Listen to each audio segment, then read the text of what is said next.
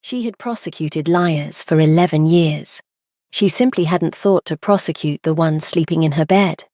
Brooke Alfred moved through the corridor of the Schiller Grand with the particular stillness of a woman who had learned to keep her face 1 full second ahead of her feelings. 14 hours from Atlanta, 3 days from a wedding she had planned with the same precision she brought to federal cases. Heels clicking against marble floors the color of bone, carry-on behind her because the bellhop had vanished, and waiting was something she'd stopped doing somewhere around age 25. The suite door was cracked open. She registered it as a logistical error first, housekeeping, a latch that didn't catch. Then she heard her maid of honor, Simone's laugh. Low and lazy and completely at home, in a room that was supposed to be Brooke's alone. She didn't push the door open dramatically. She simply stopped walking, one hand finding the doorframe, and gave herself exactly 3 seconds to understand what she was seeing. Derek, her husband-to-be, Simone, and spread open on the coffee table between them, her father's patent portfolio. Everything Bernard Alfred had spent his life building. Every invention, every idea, every asset he had carefully protected for his daughter was spread open on that table in the wrong hands. Her father's name printed at the top in the same font Brooke had been reading since she was 9 years old. Derek's finger was tracing a line near the bottom of the transfer page, the one requiring a spouse's countersignature. Derek needed her to become his wife before he could legally take everything her father had left her. The wedding had never been about love. It had always been about a signature. She understood it in the space of a single breath. Derek wasn't marrying her. He was acquiring her signature. And her father's patents would transfer to a third party the moment she became his wife. She had spent 40 hours drafting the legal mechanism that would have made it airtight. She had built the cage herself without knowing she was inside it. Her jaw tightened. That was the only visible thing, the small pull of muscle along her jawline, the single slow blink. She was a criminal defense attorney. She had sat across from murderers without flinching. Stillness was not a coping mechanism for her. It was a weapon. She used it now. She pulled the door shut quietly, turned around, walked back the way she came. She didn't cry in the elevator. She did the math instead.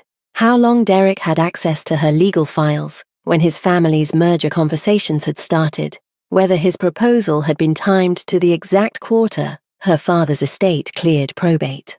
By the 3rd floor, she had enough of an answer to make her stomach go cold and completely, terribly quiet. She had run due diligence on Derek's family before the engagement. Standard practice. She'd have done it for a client she wasn't, going to skip it for a husband.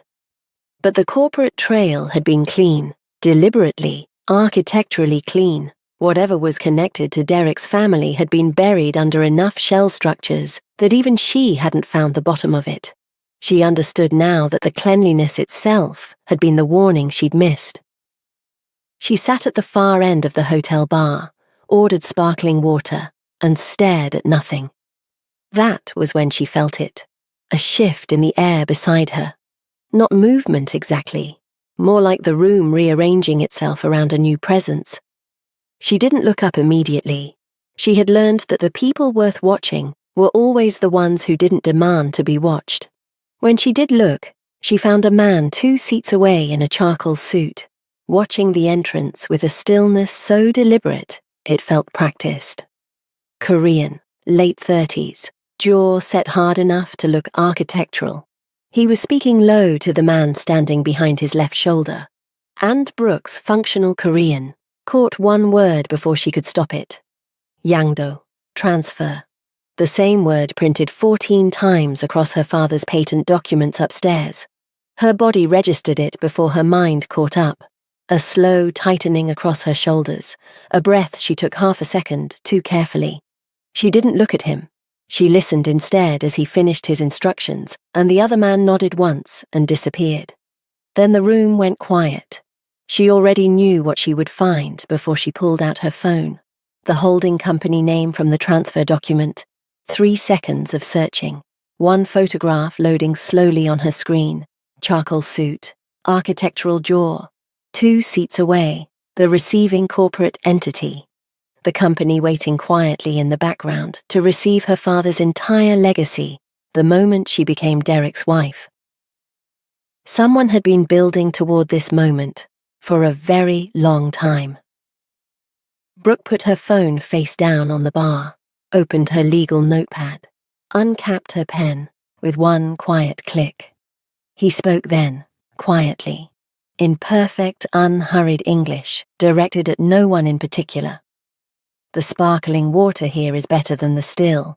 Good choice.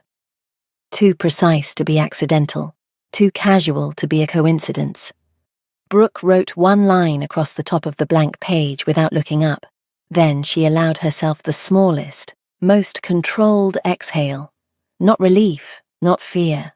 Recalibration. She had been placed in this moment. Every instinct she owned confirmed it.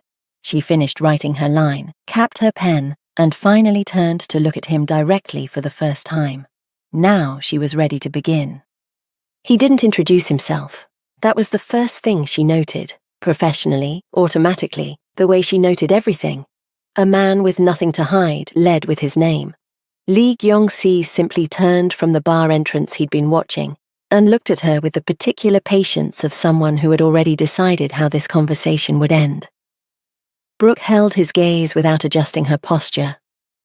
"You knew I'd be at this bar." Not a question. She didn't waste questions on things she already knew. "I knew you'd need somewhere quiet." His English was precise, unhurried, carrying the faint architecture of someone who had learned the language for utility rather than pleasure. "After what you found upstairs." Brooke said nothing. She had learned early in her career that silence was the most honest response to a man who already knew too much. "How long have you been watching Derek's family?" she said finally. "Long enough." He picked up his glass, set it down without drinking.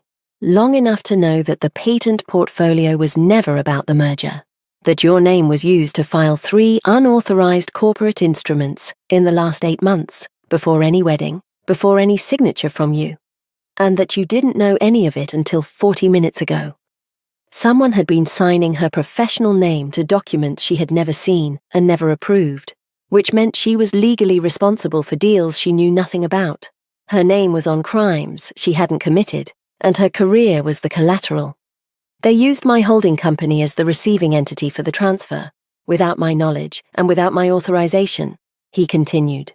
"When I discovered it, I had 2 options: move against them immediately and lose the evidence trail, or wait until the right moment and remove them completely." A pause. "The wedding was going to be that moment. You finding that room changed the sequence, not the outcome. The air between them tightened." Brooke felt it across the back of her neck, a slow cellular awareness that had nothing to do with attraction and everything to do with proximity to something genuinely dangerous. 3 unauthorized instruments. That was federal exposure with her bar license attached to it. Not just her reputation, her entire career. 11 years of cases, clients, and hard-won credibility. 1 federal inquiry with her name at the top, and all of it was gone. Derek hadn't just betrayed her. He had professionally dismantled her and handed her the wreckage as a wedding gift. She kept her face still. "What do you want?" "The same thing you want." He turned to face her fully for the first time, and the directness of it was almost physical, like a door opening onto cold air. "Derek's family removed from every table they currently sit at, permanently." "You're proposing something," she said. He set his glass down, looked at her with an evenness that should have felt cold, and instead felt like the most honest thing anyone had offered her in months. "The wedding happens tomorrow. The guests, the venue, the flowers, all of it stays exactly as you planned it. The only thing that changes is the man standing at that altar." A pause, precise and deliberate. "That man will be me." Brooke held very still, not from shock, from the specific internal calibration she performed before walking into a courtroom. She already knew she was going to win. She recognized the feeling immediately. She was more disturbed by that recognition than by anything he'd just said. "Your terms," she said. "Public ceremony, 1 year of legal marriage, long enough to dismantle what Derek's family built using your credentials. Your father's patents returned within 72 hours. He paused. "I have the legal mechanism already prepared." Of course he did. He had been preparing to undo Derek's damage long before she found out it existed. The paperwork was already written and waiting. He had been watching this situation unfold long before Brooke had any idea she was inside it.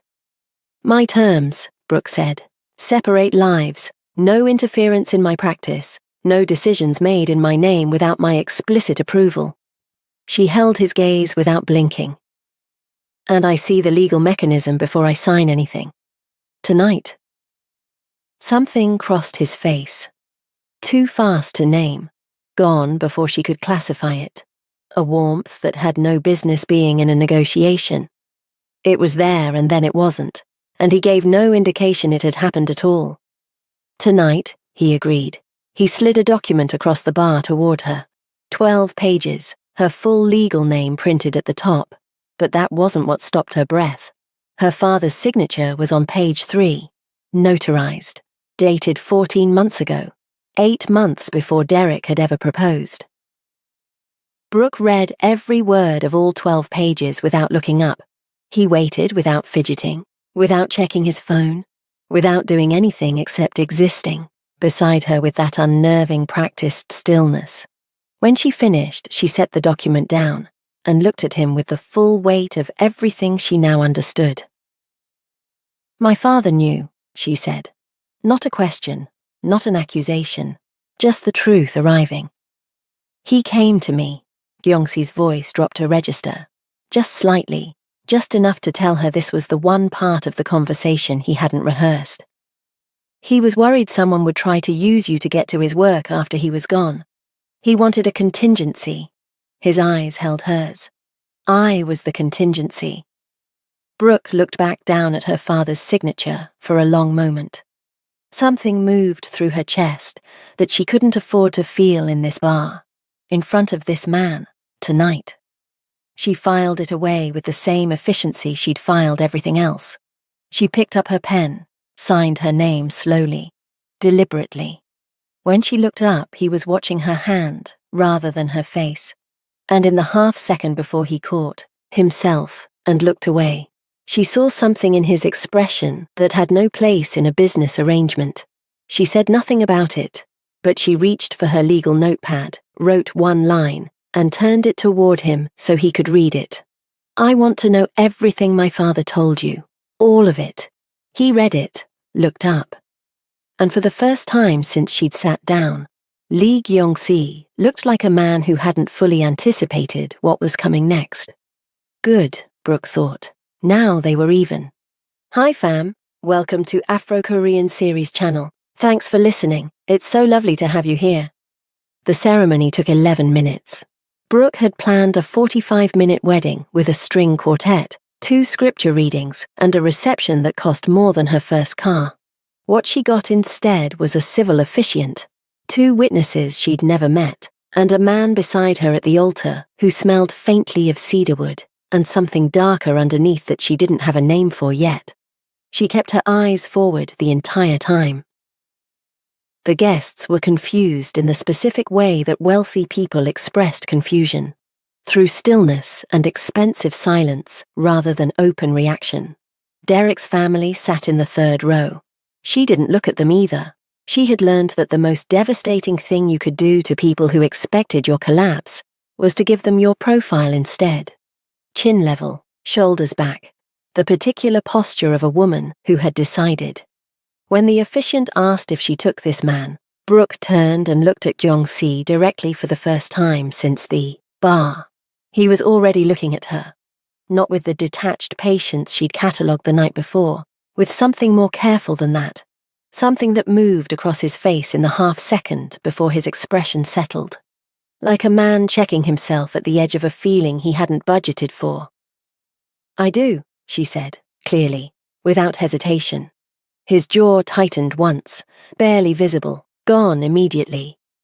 "I do," he said. The ring was a single band of cold platinum that fit perfectly.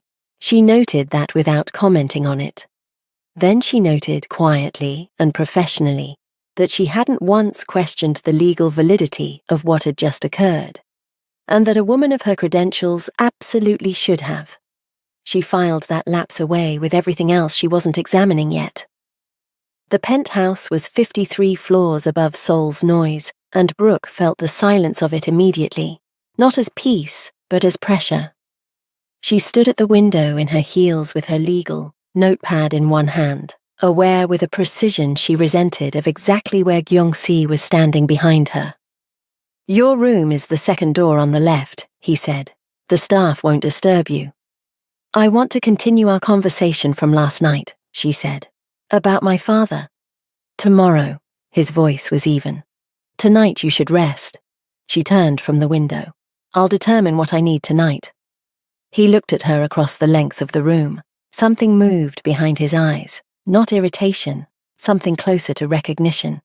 Like a man watching a reflection of a quality he understood in himself and hadn't expected to find here. "One condition," he said. "You don't set conditions on information that belongs to me." The silence between them had weight. He held her gaze for 3 full seconds. She counted, and then walked to the kitchen without another word. Poured 2 cups of coffee, set one on the counter closest to her. She crossed the room and picked it up. He told her then. Not everything. She understood instinctively that everything would come in increments, earned rather than given. Her father had found a discrepancy in Derek's family's corporate filings 18 months before he died, had traced it quietly, methodically, alone, had found Gyeong-si's name at the end of that trail, and made a decision Brooke was only now beginning to understand the full weight of. "He came to me directly," Gyeong-si said. "He sat in my office for 2 hours. He wasn't afraid of what I was." A pause. "He was only afraid of what would happen to you after he was gone." Brooke kept her face still. "When did he know he was dying?" "Before he told you." She absorbed that quietly. Set her coffee down. Gyeong-si reached into his inside jacket pocket and placed a small envelope on the counter between them. Cream-colored. Her name written across the front in her father's handwriting. The particular slant she'd been reading her whole life, the capital B that always leaned slightly left. She didn't touch it immediately. She looked at it for a long moment. The way you looked at something you understood would change the internal architecture of everything once you picked it up. "He said to give it to you after," Gyeong-si said quietly. "After the contingency activated. After you were safe." Brooke picked up the envelope, held it in both hands. The paper was slightly worn at the edges. He had carried it for a long time. Gyeong-si had carried her father's words to her daughter for months, maybe longer, waiting for a moment he hoped would never have to come. She didn't open it, not here, not in front of anyone. "Thank you," she said. Her voice was level, controlled. The only sign of what it cost her was the single careful breath she took before she spoke. Gyeong-si said nothing. He simply looked at her with that quality of attention she was beginning to recognize. Unhurried, undemanding, witnessing without requiring anything from what he saw. She picked up her notepad, slid it across the island. "He was right to trust you." "I haven't decided yet if I am." He read it, wrote beneath her line without hesitation, and slid it back. "That's the most honest thing anyone has said to me in years." Brooke looked at those words. Then she picked up the envelope, picked up her coffee, and walked to her room. She sat on the edge of the bed in the dark with her father's letter in her hands for a long time before she opened it. She read it once, then again.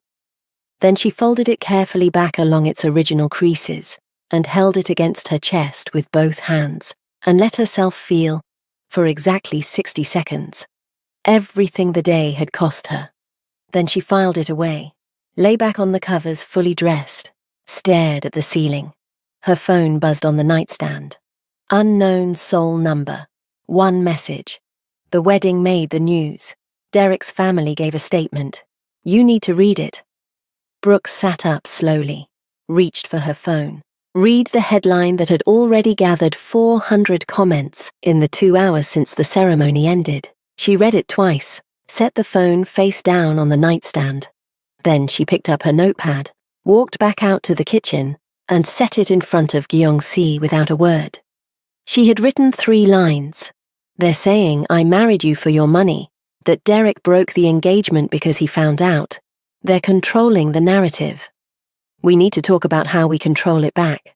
Fiancé read it, looked up, and for the second time since she'd met him, she saw something in his expression that had no business being in a business arrangement. Something that looked very much like the specific satisfaction of a man watching someone become exactly who he already knew they were. "Sit down, Brooke," he said, using her name for the first time. She sat. 6 days into their arrangement, Brooke had mapped him the way she mapped everything, through pattern and absence. He woke before she did. She knew this because the coffee was always ready when she emerged, and the kitchen always carried the faint trace of cedarwood that she had stopped pretending she didn't notice. He worked late. She could see the light under his study door from the hallway when she passed at midnight. He ate alone at the kitchen island, reading documents she never asked about. He never entered a room she was already in without a small announcement of presence, a cleared throat, a deliberate footstep that she understood, after 3 days, was not coincidence, but consideration. The media narrative had been contained by day 3. Their joint statement, Brooke had written it. Fiancé had distributed it through channels she didn't ask about. Reframed the wedding as a long-standing private arrangement, Derek's exit as mutual, and Brooke's presence in Seoul as professional rather than romantic. The comments had shifted. Derek's family had gone quiet. Neither of them had discussed it since. They had simply moved forward the way 2 people moved forward when they had independently decided that forward was the only direction worth facing. He was the most disciplined person she had ever shared space with, which was why she knew immediately, on the 6th night, that something was wrong. She was still at her desk at 2 a.m., working through a client brief when she heard him come in. Later than usual, quieter than usual. No cedarwood tonight. Something heavier underneath. She sat still and listened to the penthouse settle around his movements and counted the sounds. Front door, hallway, living room. Then nothing. No study light under her door, no kitchen sounds, just silence sitting in the apartment with a different quality than it usually had. She got up, left the brief open on her desk, walked out with nothing in her hands. He was in the living room in the dark, still in his suit jacket, sitting in the chair that faced the door. Not the window, she noted. Always the door. Even now, even like this, some part of him was still running the room. His hands were on his knees. His face was turned toward the glass, but his eyes were tracking the room's perimeter in the automatic way of a man who had stopped being able to turn that instinct off years ago. He didn't react when she entered, but she understood from the slight adjustment of his shoulders that he had registered her presence the moment she crossed the threshold and had simply chosen not to perform composure on her behalf. That choice, the decision to let her see him without the architecture, registered somewhere behind her ribs as something significant. She didn't ask what happened. She didn't offer anything. She simply crossed the room, sat on the sofa closest to his chair, and stayed. The silence between them reorganized itself. It stopped being the silence of a man alone and became something else. The silence of 2 people in the same room, choosing not to need anything from each other, and finding that choice oddly sustaining. Her grandmother used to call it keeping watch. You didn't fix anything. You didn't fill the air with words that were really just your own discomfort looking for somewhere to land. You simply stayed present inside someone else's hard moment and let your presence be the thing you offered. Brooke had learned it at 70 years of Black women, who knew that sometimes the most radical act of love was simply refusing to leave. She was thinking about that when he spoke. His name was Park Sung-jin. Gyeongsi's voice was low and completely level in the way that voices were level when the alternative was something the speaker had decided not to allow. He worked with me for 11 years. He had a daughter in Busan who is 7 years old. Brooke gave his words the respect of not reacting to them too, quickly. Then she looked at him. How did it happen? A message, directed at me. His jaw worked once. He intercepted it. She absorbed that. The geometry of it, a man stepping into the path of something intended for Gyeongsi. And underneath that, the quieter calculation her attorney's mind made automatically and without her permission, that she was legally married to a man who was currently someone's target, that her name was on documents tied to his, that proximity to this had professional and personal consequences she had not fully accounted for when she signed that contract 6 days ago. She registered all of it, set it aside, stayed anyway. That choice felt important in a way she wasn't ready to examine. Tell me about him, she said instead. Park Sung-jin. Something moved across Gyeongsi's face that she didn't have a classification for yet. Then he told her. A man who made terrible jokes at inappropriate moments, who kept a photograph of his daughter taped inside his locker, who had once eaten an entire platter of galbi at a client dinner because he thought it was rude to waste food and had absolutely no regrets about it. Brooke listened without interrupting. She had learned in 11 years of criminal defense that the most profound thing you could offer a grieving person was witness.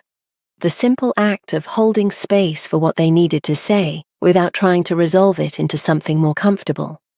Her grandmother had taught her that too, she realized, long before any courtroom had. When he finished, they sat in silence.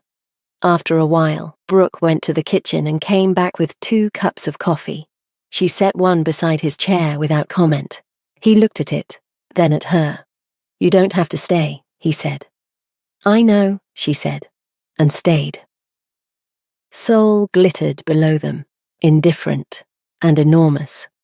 Brooke sat with her legs tucked under her and listened to him breathe, steady and slow and quietly effortful, the breathing of a man refusing to come apart in front of another person. She understood that effort intimately, had performed it herself at her father's funeral, while relatives told her Bernard would have wanted her to be strong, as though strength was the only language black women were permitted to grieve in. She had stood at that graveside composed and contained, and had not cried until she was alone in her rental car 3 hours later.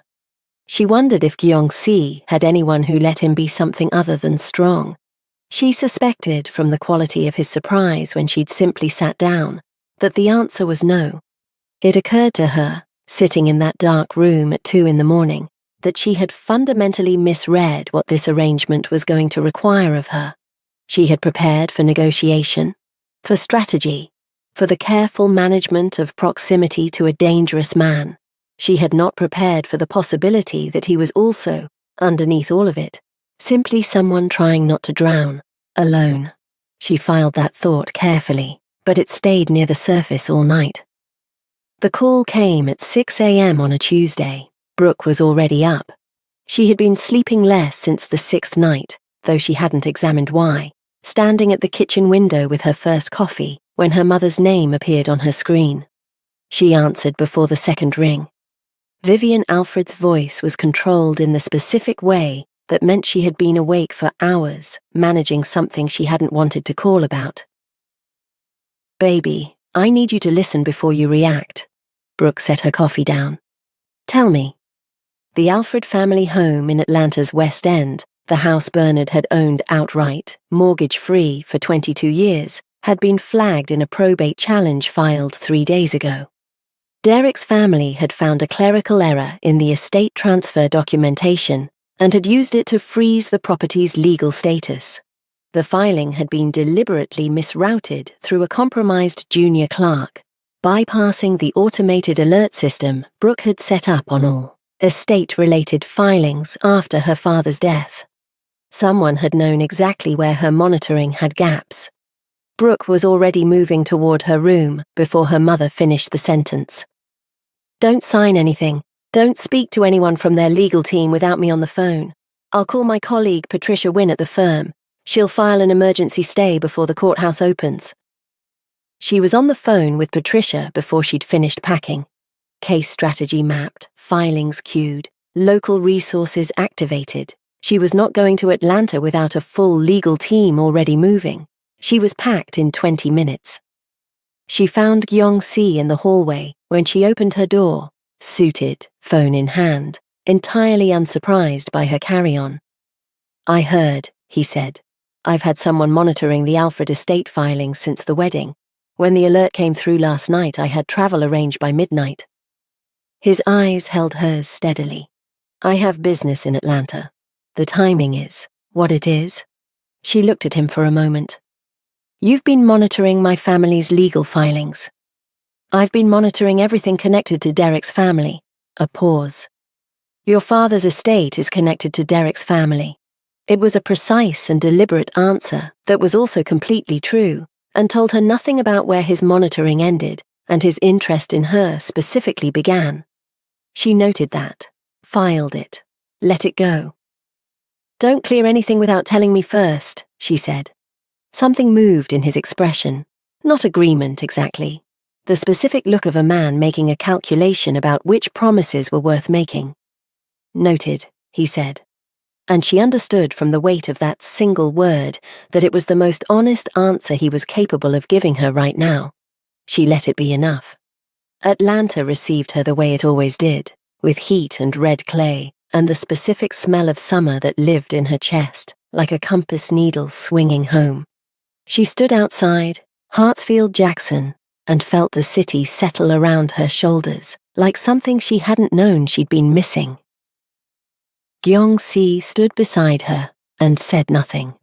But she caught him watching Atlanta with the focused attention he brought to every room he entered, cataloguing, assessing, learning its geometry. She wondered what the city looked like through his eyes. Then she wondered why she was wondering, and redirected her attention to her phone, where Patricia had already filed the emergency stay. They moved in separate orbits during the day. Brooke went to the courthouse, then to Derek's family's Atlanta attorneys, where she sat across a conference table and dismantled their challenge procedurally, methodically, using granular estate law they hadn't anticipated her knowing at this level. Patricia worked the filings from the office. By 3 p.m., the challenge had been reduced from a legitimate legal threat to an expensive inconvenience with a clear resolution timeline.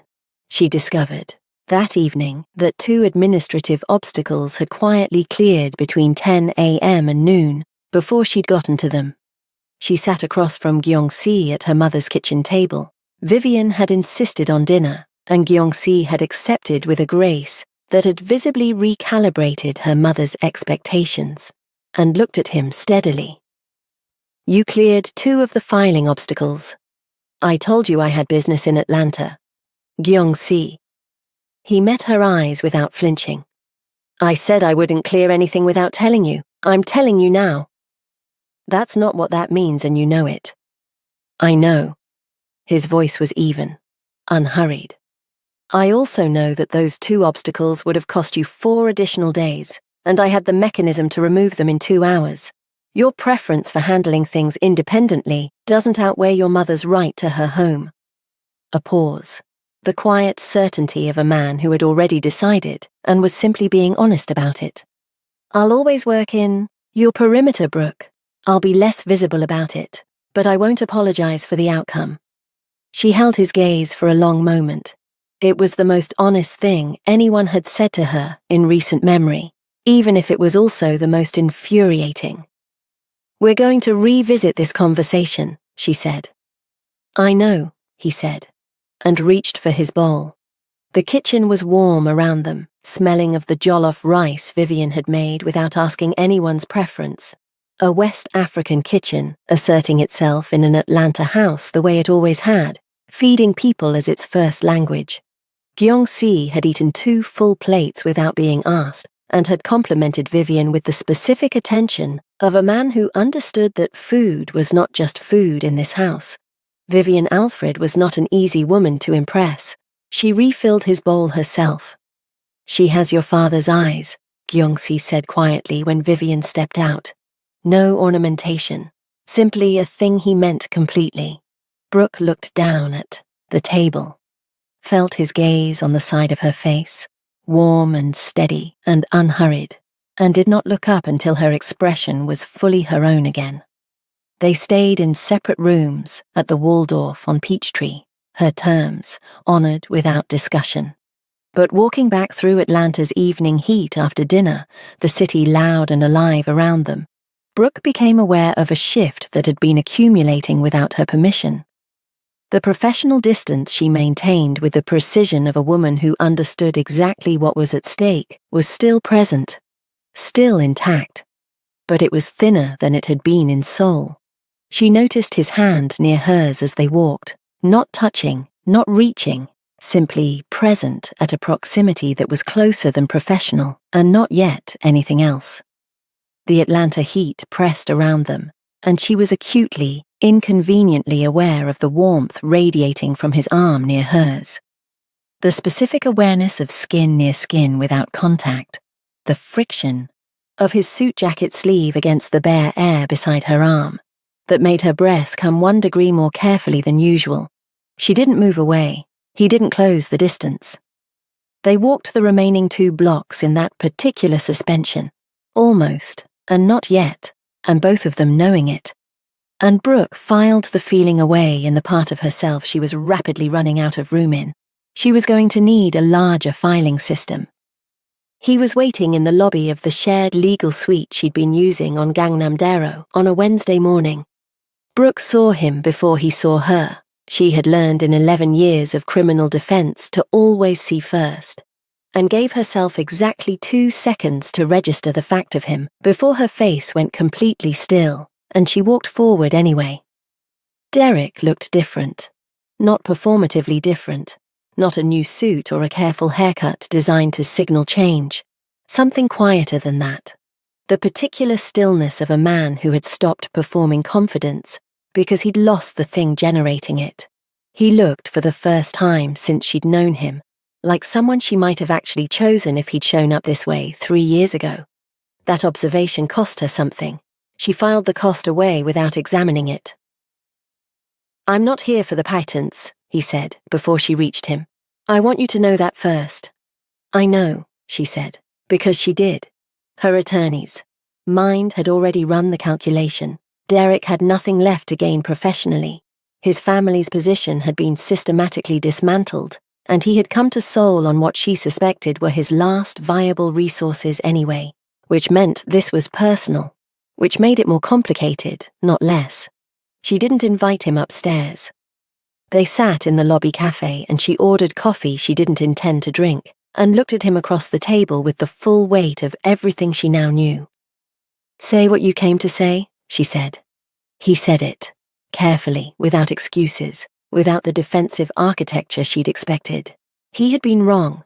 He had allowed his family to use her in ways he hadn't fully understood until it was already done. Which was its own kind of culpability, she noted internally, the sin of deliberately not looking. He had spent months understanding that. He had come to understand other things too. "I chose wrong," he said simply. "Every version of wrong. Available to me, I chose it. I know that." He looked at her steadily. "But I knew you before all of this, before you were anyone's wife or anyone's legal strategy, and I'm asking if there's any version of this where—" "Derek," he stopped. She held his gaze without anger, without coldness. She had spent her entire life learning to sit across from complicated feelings without letting them show. Not because she was naturally composed, but because she had learned early that black women were rarely granted the luxury of visible complexity. Other people's comfort with her emotions had always been her problem to manage. She had become exceptionally good at it. Right now she was using every bit of that skill to give him the honest answer he deserved, without letting him see what the honest answer cost her. "I hear you," she said quietly. "I believe every word of this, and it doesn't change anything." Because of him, not accusatory, just honest. She thought about the real answer to that question. Was it because of Gyeong-si? Or was it because of who she had become in the space his presence had created? The woman who had walked back to that kitchen with a notepad, who had sat in the dark keeping watch, who had stood on an Atlanta sidewalk choosing not to move away. "Because of me," she said. "It's because of me. Derek looked at her for a long moment. Then something in his face settled. Not defeat, something more like a man finally putting down weight he'd been carrying in the wrong direction. "He's not what people think he is. I know what he is," she said quietly. "All of it. And you're staying. I'm staying." He nodded once, stood, straightened his jacket with the care of a man reconstructing his dignity in real time. "You look different," he said. "Good different. Like you stopped waiting for something." He left before she could respond. She sat with her untouched coffee and turned his last observation over carefully.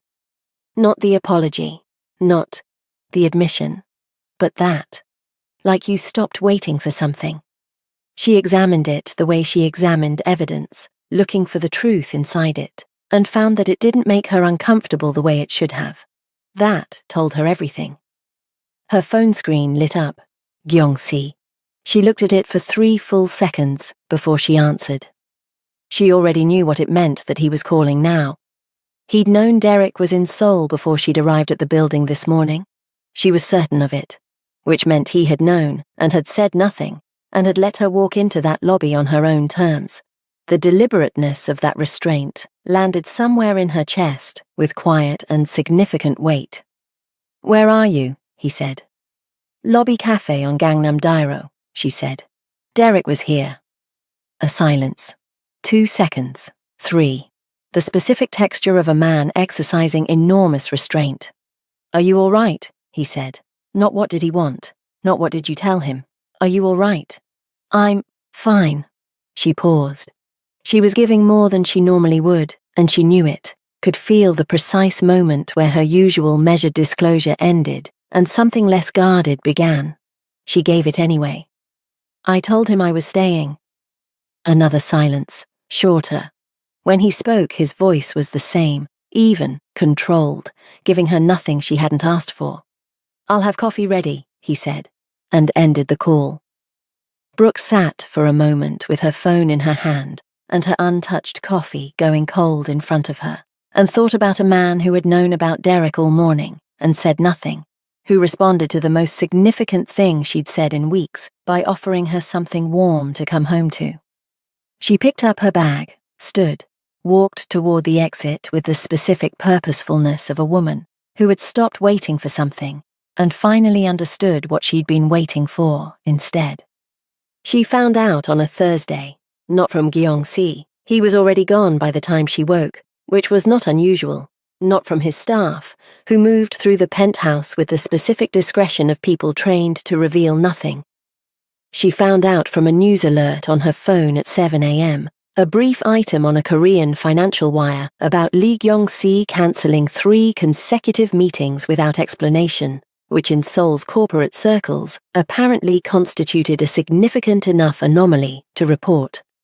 She read it twice, and then she saw the name of the faction the financial wire had tactfully not connected to the cancellations, but which appeared 2 articles down in her search results, and something cold moved through her chest because she knew that name, had been looking at it for months without understanding what she was looking at.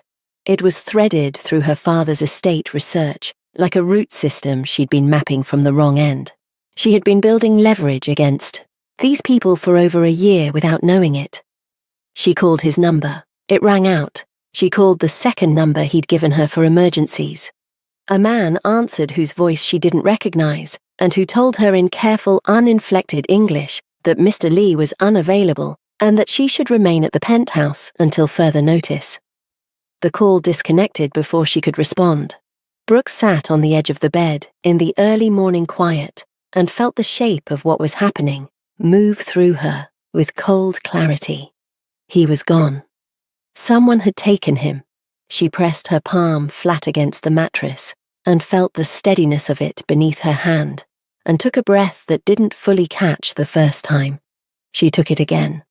A specific thought of Gyeong-si's face, composed, architectural, the half-second of warmth he never quite managed to hide, moved through her before she shut it down. 60 seconds. She gave herself exactly that. Then she got up and opened her laptop. She called Patricia Wynne in Atlanta first. Not for legal help, but for a Seoul-based corporate investigator Patricia had worked with on an international case 2 years prior. A man named Cho Dae-jung, who operated in the legitimate space between financial forensics and due diligence, and who, Patricia said, knew every corporate structure in this city worth knowing. Brooke called him. He owed Patricia nothing, but he owed Brooke a debt from a securities case she'd quietly resolved in his favor 3 years ago. He gave her what she needed within 2 hours. A thread, incomplete but real, that told her where Gyeongsi was being held and what they wanted in exchange. A territorial concession, signatures on documents ceding 3 legitimate business holdings to the faction she'd spent the last hour confirming she had significant federal exposure material on. She opened her legal notepad, wrote for 40 minutes, then made 4 calls, methodical, precise, each one placing specific pressure on a specific point in the faction's legitimate corporate structure. She wasn't threatening anyone.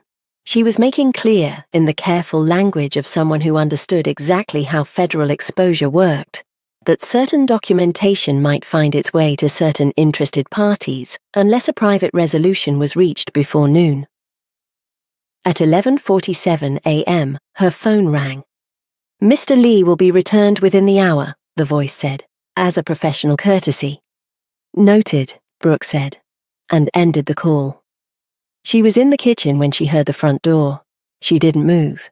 She listened to his footsteps cross the hallway, slightly uneven, which told her enough, and heard him stop in the kitchen doorway. She kept her back to him, finished making the coffee. She was acutely aware of him behind her, the specific gravity of his presence in a room, the way the air pressure changed when he entered a space. She had been noticing it for weeks and filing it away. Right now, with her, hands on the coffee cups, and her heart doing something she was firmly not acknowledging, she had nowhere left to file it. She set 2 cups on the island, turned. His face was composed. His left jaw was not, a bruise developing along the bone with the coloring of something recent. His suit jacket was gone. She crossed to the island and sat across from him, and felt the specific heat of him on the other side of the marble. Closer than usual, or perhaps she was simply more aware of the distance than she'd been before today. "You negotiated my release," he said. "I had leverage that was relevant. I used it." "Brooke." Her name in his voice landed differently than it ever had, lower, more careful, resonating somewhere in her chest at a frequency she felt before she heard it. "You declared war on a faction that has been operating in this city for 20 years. "I declared war on a corporate structure with federal exposure," she said. "They made the choice to connect it to you." He looked at her across the island, the same island where they had drunk coffee the night she'd read her father's letter, where she had slid notepads across the marble between them for weeks, where they had built something neither of them had named yet. "Why?" he said. "Just that."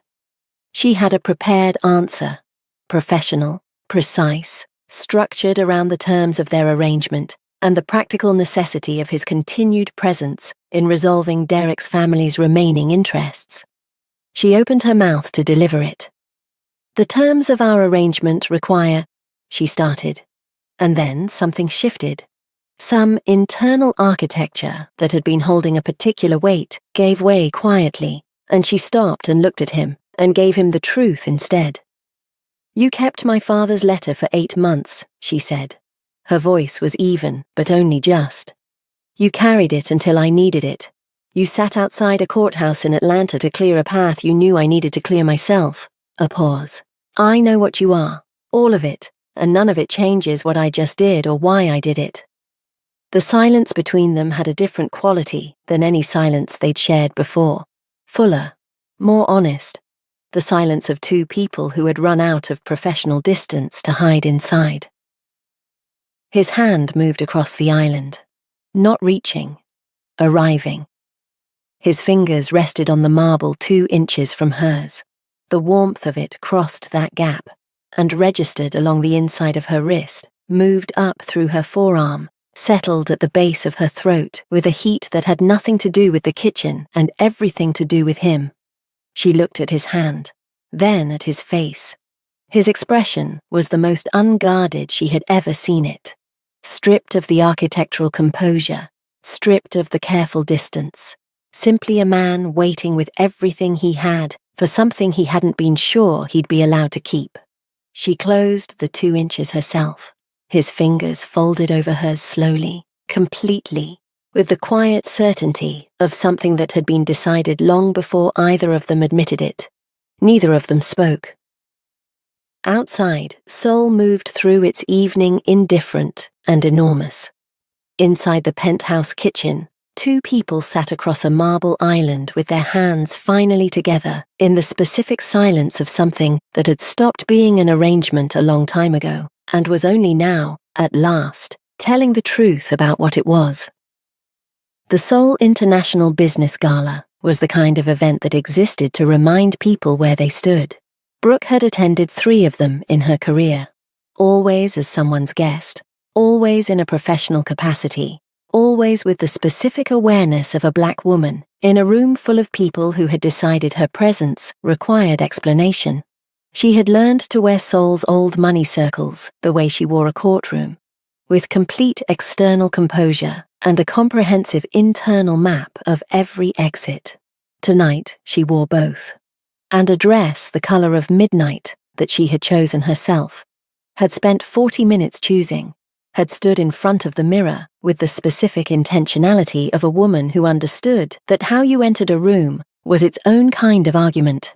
They arrived together, not performing togetherness, simply moving through the same space with the ease of 2 people who had stopped negotiating the distance between them.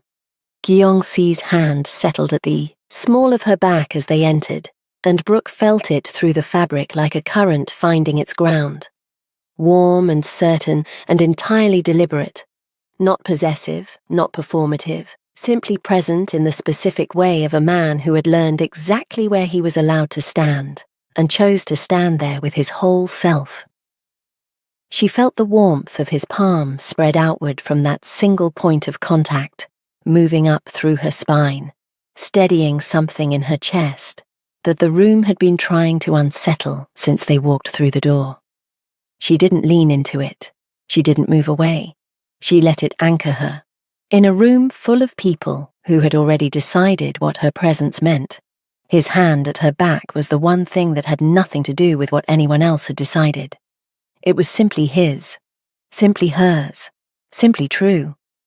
The room rearranged itself around their entrance, the way rooms rearrange themselves around Gyeong-si, a subtle gravitational shift, conversations pausing, fractionally, eyes tracking without appearing to track. Brooke had spent her career learning to read rooms. This one was reading them back. Derek's family was positioned near the east entrance. She clocked them without looking directly. 3 of them, a legal representative she recognized from the courthouse filings, and a woman holding a document folder with the specific grip of someone about to do something they'd been rehearsing. She noted it, kept moving. The first hour passed in the specific rhythm of these events. Conversations that were really negotiations, compliments that were really assessments, the elaborate social choreography of people with too much money and not enough honesty. Gyeong-si stayed close without hovering. She was aware of him the way she was aware of her own breathing, constantly, naturally, without having to think about it. She was midway through a conversation with a Korean appellate judge when she felt the room shift. Derek's family had moved to the center. The woman with the document folder was speaking to a cluster of press near the podium. The legal representative was distributing what appeared to be a bound presentation to 3 of Seoul's most prominent business journalists. Brooke excused herself without hurrying. She had read enough of Derek's family's legal strategy to recognize what was happening. Forged documentation suggesting she had manipulated the original merger, the same merger that Gyeong-si's legal team had flagged as already under federal review before she'd ever arrived in Seoul. A detail she had filed carefully when he'd told her in their 2nd week and was now profoundly grateful for. The narrative was designed to destroy her professional reputation, nullify her bar standing, and reframe everything she'd built as calculated fraud. She was still mapping her response when Gyeong-si reached the podium. She hadn't seen him move. He was simply elsewhere, and then he was there, at the center of the room, with the complete authority of a man who had never once questioned his right to occupy any space he chose to enter. He didn't raise his voice. He didn't need to. "I'd like to address the documentation being distributed," he said in English, then Korean, giving the room no excuse not to understand him. Specifically the 3 procedural irregularities in the filing dates, the forged notarization on Exhibit C, and the rather significant problem that the merger Brooke Alfred is accused of manipulating was already under federal review before she arrived in Seoul. He paused. The room was completely still. "I have the documentation, all of it. My legal team will provide full copies tonight." Derek's family's legal representative opened his mouth. Gyeong-si looked at him with the specific quality of stillness that meant the conversation was already over, and the other person simply hadn't been informed yet. The representative closed his mouth. Gyeong-si stepped back from the podium, and then he looked at Brooke across the length of the gala floor and gave her the floor, not with words but with the deliberate quality of his attention, the slight tilt of his head, the step back that said, "This is yours," as clearly as anything he could have spoken. Brooke walked to the podium. She took one breath, and in that breath she felt it.